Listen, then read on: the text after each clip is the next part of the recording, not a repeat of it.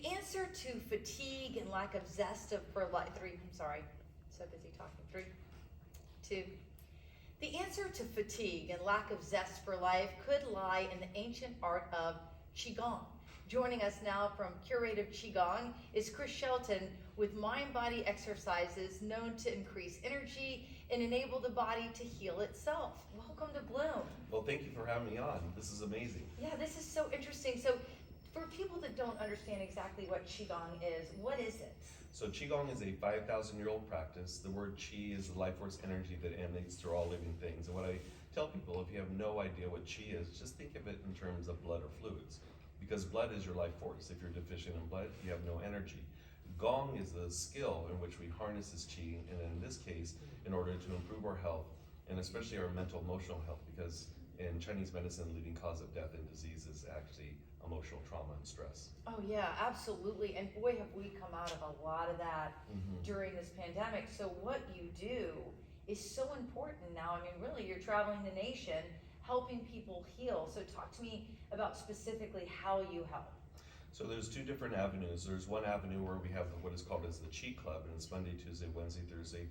We started that during the pandemic because we have government contracts in California with the Employee Wellness Department and the HHS, and we actually got to see how many people were suffering out there, you know, from the suicidal thoughts or actual suicides, depression, anxiety disorders, and then also talk about, you know, spousal abuse, child abuse. And so there's Qigong practices that you could actually partake in, and these practices all are meant to work with some internal organ system, which also helps to deal with different emotional stress. And the 2 of the biggest emotions that we saw during this whole ordeal was fear and a lot of resentment and anger. And Qigong is a great way to help to get rid of that. We were looking at some pictures earlier of you in action. So, I mean, when you treat patients, I mean, is it through like cupping? Is it through laying hands? Like, how does it work?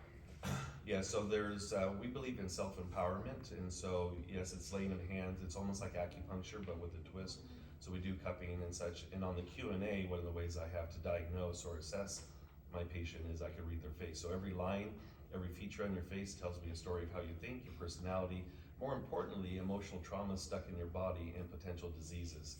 And so we have a very high success rate with transforming chronic pain and inflammatory diseases. And the other thing then we do too is then we give these Qigong practices then for people to start to practice on their own, so that way they can be the best version of themselves that they could possibly be.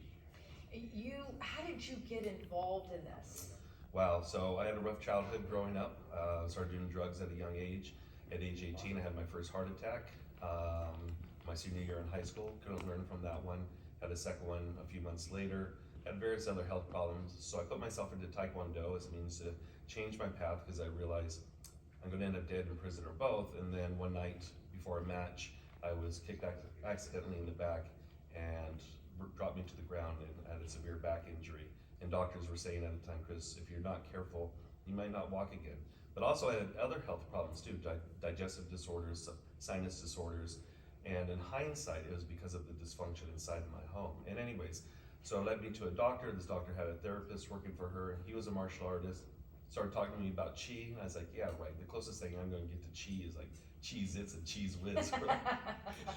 And so I started taking these classes, and this was over 30 years ago.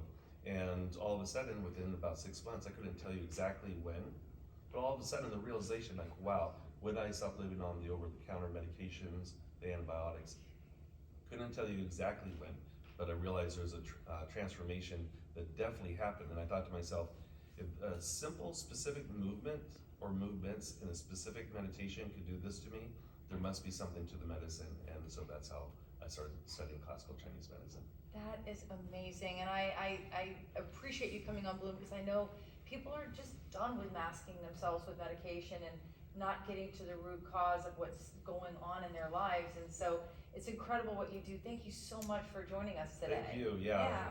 It's such a blessing to be able to share this with the world. It really is. And to find out more about Chris and to take a free 5-element personality quiz, just head to our website, because I've put a link there for you on WFLA.com/Bloom.